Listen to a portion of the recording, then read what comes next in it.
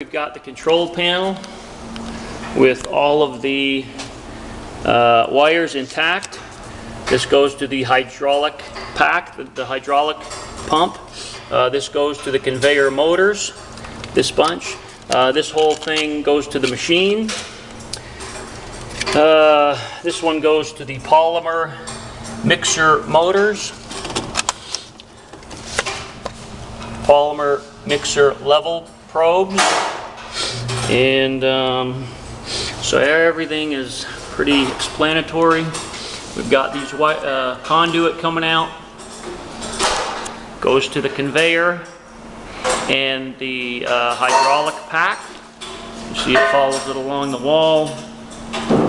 That's to the conveyor, the top and the bottom coming out here.